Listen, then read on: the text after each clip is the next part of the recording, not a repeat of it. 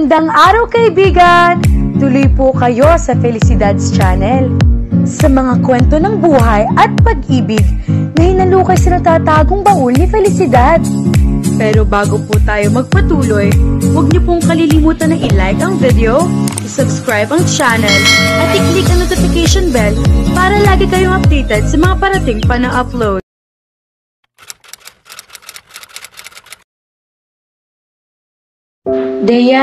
Deya, nasaan ka ba? Lumabas ka nga muna rito sa sala. Anang papa niya na si Dario. Napapitlag si Deya mula sa pagbubuklat ng mga cards at pictures sa ibabang drawer ng cabinet sa silid ng Kuya John Lloyd niya. Mabilis na isinara niya ang drawer at lumabas na ng silid. Deya! Tawag na naman ang kanyang papa. Napabilis ang mga hakbang niya. Nariyan na po! Saan ka ba nagsuot na bata ka? Sita nito nang labasin niya ito sa sala. Malilate na ako sa opisina. Bakit po, Papa? Tulungan mo si Zaina na maglinis ng apartment. Mamaya nalilipat si Kenito. Ang apartment na sinasabi nito ay ang bahay na kalapit ng sa kanila na nasa gawing kanan na kanilang solar. Mahigit 1 taon na nakatayo iyon roon. Ang papa niya ang nagpatayo niyon para daw kapag nag-asawang Kuya John Lloyd niya ay may malilipatan na itong sariling bahay. Kenito, lalaki papa, paniniyak niya. Ang alam niya ay ayaw ng mama niya na paupahan ng bahay na iyon sa isang lalaki. Ayon sa kanyang mama, mas masinop daw ang babaeng tenant kaysa sa lalaki. Kaya nga ang 2 naunang tenant doon na umalis na ay parehong babae. Bakit ngayon ay kumuha ng lalaking tenant ang ama niya? Oo, anang papa niya. Anak siya na naging kaopisina ko dati sa Singapore. Mas malapit dito sa atin ang bago niyang assignment, kaya dito naisip na umupa ng matitirhan. Alam na ito ng mama mo. O paano? Bahala na kayo roon ni Zaina ha? Aalis na ako. May tatanong pa sana siya, ngunit mabilis ito nakababa ng bahay nila. Nasulubong pa nito sa gate ang Kuya John Lloyd niya na kadarating lang. Graveyard shift ang kapatid niya sa pinapasukang ospital. Tinignan niya ang oras sa relo niya. 7:00 na ng umaga. Sa tindi ng traffic sa Metro Manila, malabo na nga makaabot sa tamang oras sa opisina ang kanyang ama. Lumipat siya sa apartment. Nagsisimula na maglinis doon ang kasambahay nilang si Ate Zaina. Ate, tutulungan na kita. Prisinta niya. Naku, wag na. Tanggi nito. Samahan mo na lang ako. Kaunti lang naman ang linisan dito. Regular namang ipinalilinis ito sa akin ng mama mo. Nagpalinga-linga siya. Malinis nga naman ang apartment. Pati ang ilang pirasong muebles doon ay bahagya lang na naalikabukan. Ako na lang ang maglalagay ng furniture polish dito sa sala, saya't ate. Ikaw ang bahala. Teka, alam ba ng mama mo na narito ka? Hindi, nasa grocery pa siya. Baka dumating siya at wala magbukas ng pinto para sa kanya. Nandoon si kuya. Naalala niya ang mga nakita niya sa drawer ng kapatid. Mga card na galing sa best friend nitong si Candy at ang mga litrato kung saan magkasama mga ito. Nalilito na talaga siya sa kapatid niya. Ang sabi nito ay best friend lang nito si Candy. Pero bakit pakiramdam niya ay parang may relasyon na mga ito? Ate Zaina, may tatanong lang ako sa'yo. Aniya, habang pinapahid ang tuyong basahan ng kahoy na sofa na pinasiritan niya ng furniture polish. Wag lang math kasi mahina ako roon. Pabirong sabi nito. Natawa siya. Hindi. Tungkol ito kina Kuya John Lloyd at Ate Candy. Sino Candy? Yung best friend ni Kuya na kasabay natin nag-celebrate doon sa restaurant nung graduation nila. Yung lagi niyang ka-text at kung minsan itinatawagan pa niya sa telepono. Yung kasamahan niya nurse sa ospital. Siya nga. Pwede kaya maging sila? Bakit naman hindi? Pareho naman yata silang walang karelasyon. Sandali, bakit mo ba naisip na itanong iyan? Wala lang. Hindi niya maaring sabihin na may nahalungkat siyang mga litrato ng 2 sa silid lang ng kuya niya. Baka isumbong siya nito sa kuya niya at malaman pa ng buong pamilya niya na nakikialam siya ng gamit ng may gamit. Wala naman siyang intensyon na halungkatin ang drawer ng Kuya John Lloyd niya. Nagkataon lang na ibalik niya hiniram niya ang permanent marker sa silid nito ay napansin niya nakabukas ng bahagya ang drawer. Sa halip ni Sara iyon ay naakit siya na lalo pang buksan iyon. Ikaw ha? Baka may kaibigan ka na nanliligaw sa iyo sa school. Nanunudyong sabi ng ate Zaina niya. Wala ah, mabilis sabi niya. Nang titigan siya nito sa mga mata, ay iningusan niya ito. Kung may nanliligaw man sa kanya sa school nila, nagsisimula pala mga iyon ay bastard na sa kanya. Wala pa sa isip niya magpapaligaw. Artista lang at miyembro ng mga boy bands ang hinahangaan niya. Aminin mo na, hindi ko naman sasabihin kay Kuya Dario. Wala nga talaga, giit niya. Alam nito may kahigpitan ng papa niya sa kanya. Isa rin yun sa mga dahilan kaya takot siya mag-entertain ng manliligaw. 16 ka na, ako nga noon, elementary pa lang ay nagka-boyfriend na. Kaya pala maaga ka nagkaanak ate. Matanda lang siya ng 3 taon sa anak nito nasa probinsya. Single mother ito, kaya ang anak nito ay naiwan sa pangangalaga ng mga magulang nito. Ano pa nga ba? Mahirap talagang sumuway sa mga magulang. Iyon nakatanan ko noon, hindi naman niya kami kayang buhayin ng anak namin. Kaya hayon, nang mahirapan siya, basta na lang kami nilayasan. Nasaan na kaya siya ngayon ate? Ewan ko, nikibit-balikat na sabi nito. Wala na akong balita sa kanya. Malamang na nag-asawa na siya ng iba. Sayang no? Umupo siya sa sofa pagkatapos niya magpakintab iyon. Naku, hindi ko pinaghihinayangan ang ganoong klaseng lalaki.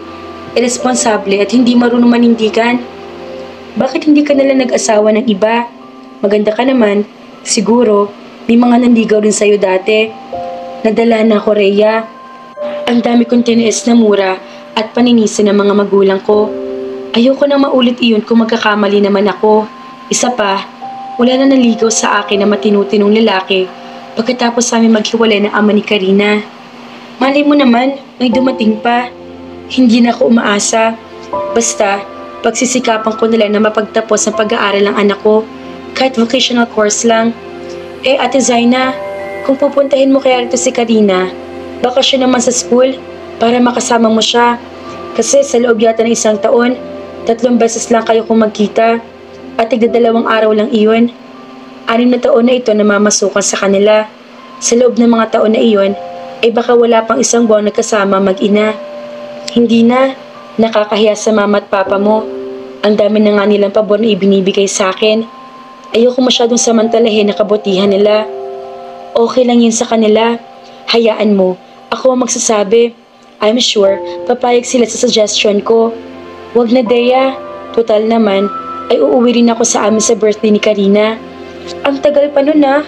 August pa yata ang birthday niya, diba? September, pagkatama nito. Okay lang, lagi naman kami nagsusulatan.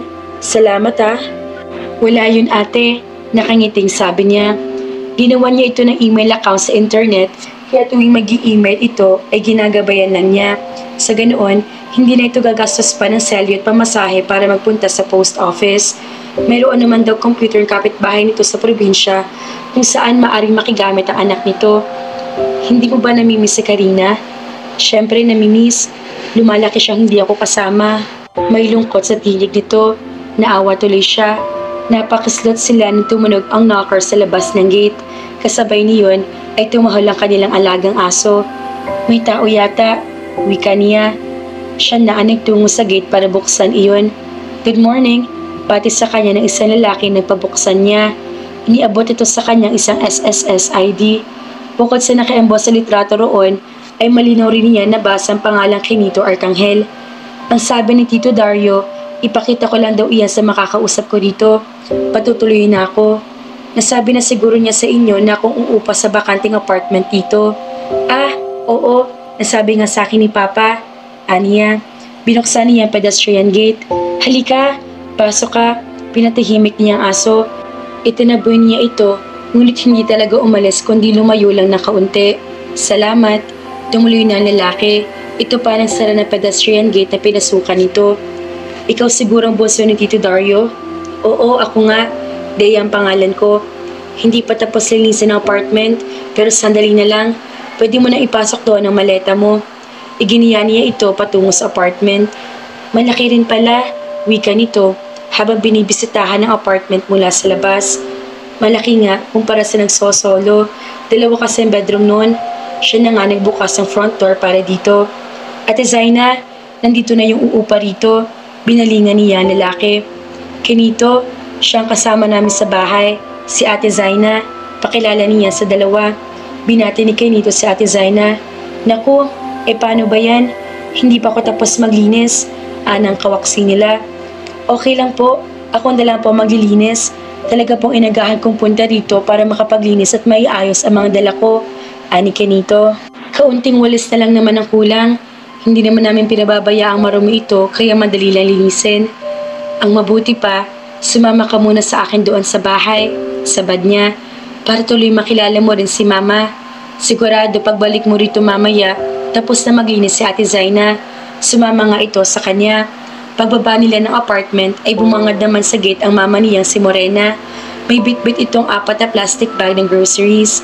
Tinulungan nila ito ni Kenito habang pinakikilala niya rito ang bago nilang tenant. Natatandaan kita, sabi rito ng mama niya. Ikaw iyong pangalan ni Cesar na trainee dati sa munisipyo ng Kawit. Napasyal na ako sa inyo noong minsan umuwi ang papa mo at magpadala ng cellphone at pera sa kanya mister ko. Pasensya na po pero hindi ko kayo natatandaan. Hindi naman kasi tayo nagkita noon. Nasa munisipyo ka na mapunta ako sa inyo. Ibinida ka lang sa akin ni Cesar. At marami kang picture sa sala ninyo, kaya natandaan ko ang mukha mo. Nagulat siya na sinabi ng mama niya. Ilang taon na marahil iyon, ngunit natatandaan pa nito. 2 taon na nakalipas, mula na huminto sa pag-abroad ang papa niya. Tiyak, kahit ang mama niya ay nagagapuhan kay Kenito para matandaan pa ito. Siya na ang nagkusa ipaglabas ng maiinom si Kenito. Pati mga pinamili ng mama niya, siya na rin ang nagpapasok sa loob. Paglabas niya, ay narinig niyang niyayaya ng mama niya si Kenito na sa kanila na magtanghalian. Napatingin tuloy siya sa kanyang relo. Mag-aalas 9 pala ng umaga. Magpalimig ka muna, alok niya kay Kenito. Dinulutan niya ito ng isang baso ng pongkan juice at natirang batch ng buko lang kapay. Ineksperimento niya yung lutuin na nagdaang araw. Medyo humpak ng gitna ng pie. Wala na nga lang siyang mapiling mas maganda roon ang itsura dahil nag-iisa na lang iyon. Marahil ay maaga nag-dessert ang kuya niya kaya iyon lang ang natira. Salamat, sabi nito. Saglit lang na tumingin ito sa kanya. Nag-abala ka pa? Ano ka ba? Sabad ng mama niya. Parang kamag-anak na rin ang turing sa inyo na mister ko, lalo na sa ama mo. Kaya nga habang dito ka umuupa sa amin, gusto kong ituring mo na rin parang sarili mong bahay ang bahay namin. Huwag kang mahihiya. Hala, kainin mo na iyan. Sa daya mo nang bahalang umisista sa iyo. Aayusin ko lang ang mga pinamili ko. Binalingan siya ng kanyang ina. Anak, ikaw nang bahala kay Kenito. Tanungin mo kung ano mga kailangan niya sa lilipatan niya. Opo ma, wika niya. Nang wala ng mama niya, ay naupo siya sa katapat ni Kenito. Masarap talagang tignan nito kahit hindi ito nakatingin sa kanya. Pero ngunit lalaki na laking kilos nito. Hindi ito maputi, ngunit hindi rin maitim. May girlfriend ka na? Usisa niya. Nasamit ito, upo ito ng upo at hindi niya malaman kung anong gagawin. Bakit ba napakataklesa ni Dea mga ka-felisidad? Unang araw pa lamang niyang nakilala si Kenito ay girlfriend agad ang tanong. Baka naman nagka-crush si Dea sa lalaki. Kaya naman, abangan!